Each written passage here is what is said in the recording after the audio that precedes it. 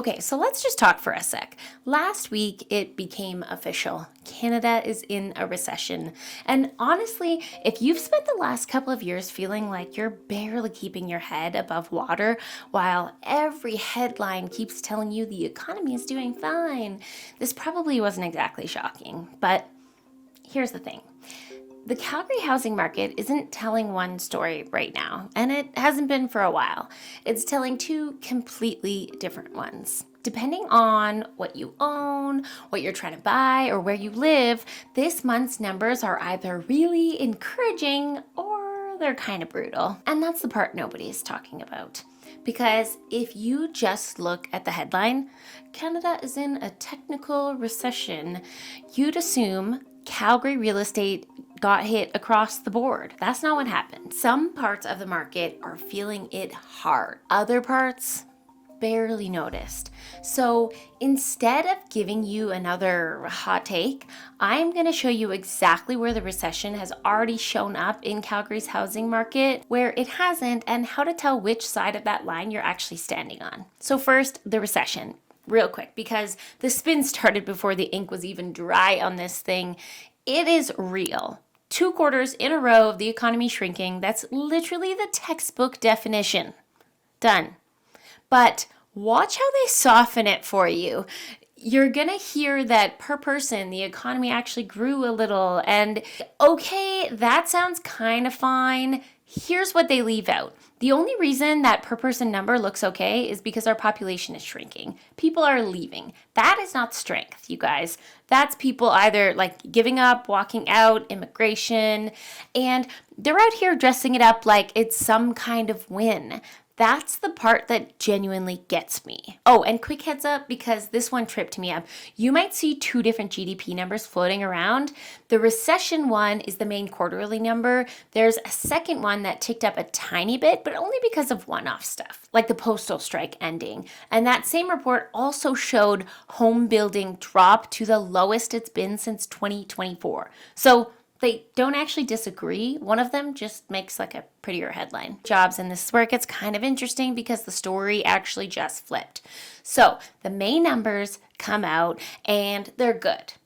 And look, take the government's little victory lap on this one with a grain of salt, because of course they're gonna spin good news as hard as they possibly can. But the actual numbers are the numbers. Canada added 88,000 jobs. First real gain since November. Unemployment dropped to 6.6%. And Alberta, we straight up led the entire country in job growth this past year. So provincially, we're doing all right. But here's the part I'm not just going to skip over, because this is your part.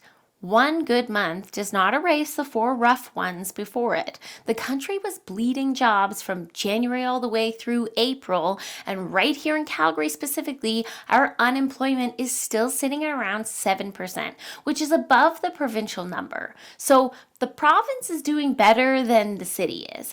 But even the good news has 2 faces this month, which honestly is the whole theme, so just hang on to that one. Everybody just assumes a recession means the Bank of Canada swoops in and cuts rates. Yet no, not this time. They've held at 2.25. Next decision is June 10th, and basically nobody thinks they're cutting because the conflict in the Persian Gulf pushed oil and gas prices up, and in turn, inflation is right back up. So they're stuck. Weak economy says cut.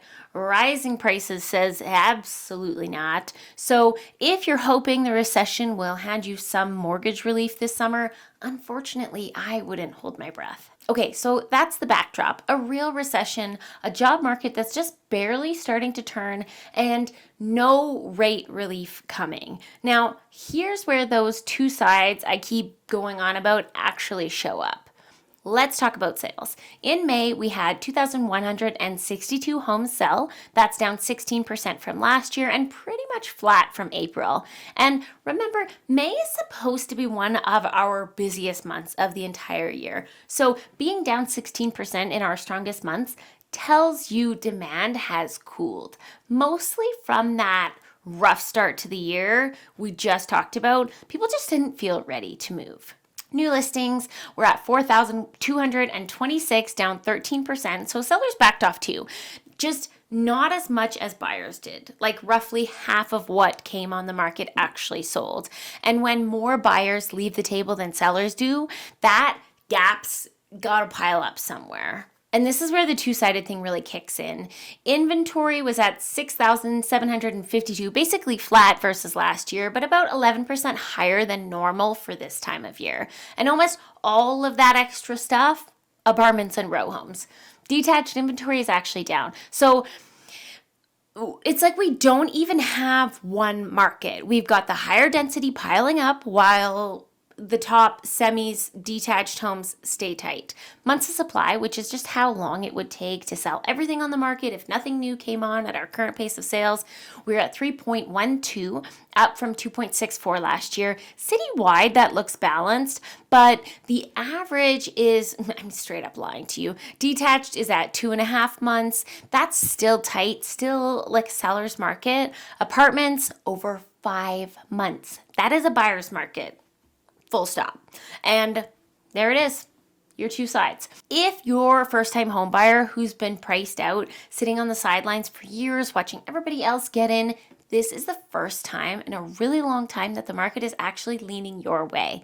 The entry level, the condos, that's where you finally get to breathe. Room to negotiate, room to not get dragged into some insane bidding wars. That is real. And if that is you, honestly, I'm just so happy for you. You've waited long enough for it. Okay, now price, where the split gets loud. The residential benchmark price is at $570,500, down 3% year over year, but actually up since January. Now break it apart. Detached, where there's barely any inventory, is at $747,800, down 2%. And climbing since the winter, apartments with that 5-month pileup are at $300,400, down 9%, and still sliding rows down about 6.5%. And here's the stat I always pull because I think it's really telling. Even in a recession, more than 1 in 4 Calgary homes, 25.7%, still sold at or over asking. A quarter of sellers got full price or better. That does not happen in a crash. Demand hasn't disappeared entirely. But I'm not going to leave it there and act like that's all sunshine, because here's the flip side of the exact same coin.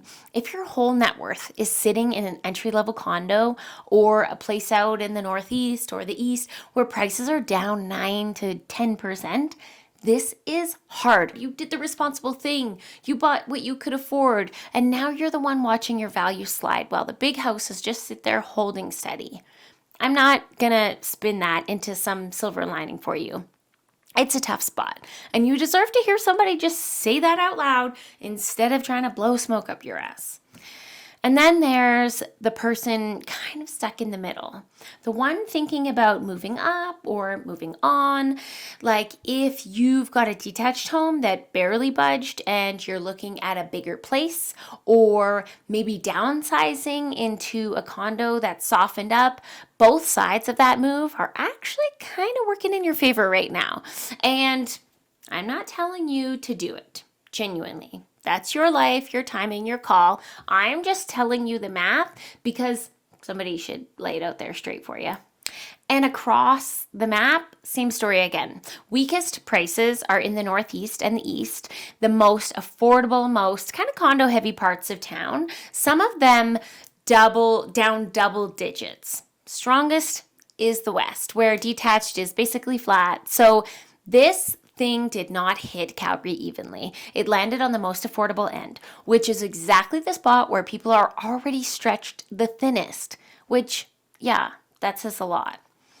Okay, so back to where we started. There's no one story here. The recession is real, and if you've been struggling, it is okay to feel a little seen by that. The country kind of just caught up to how a lot of you have felt for years now.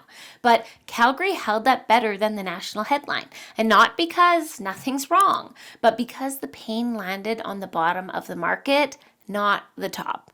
And for the people who've been locked out the longest, that soft bottom is actually the opening you've been waiting for. And jobs are just barely starting to turn. And you guys know me. I'm not going to tell you what to do. I don't know your job, your family, your bank account, your reasons, any of that. anybody on the internet telling you to definitely buy or definitely sell right now without knowing a single thing about your actual life. They're just guessing with your money. All I can do is give you the real picture so you can make your own call, the one that's right for you and nobody else.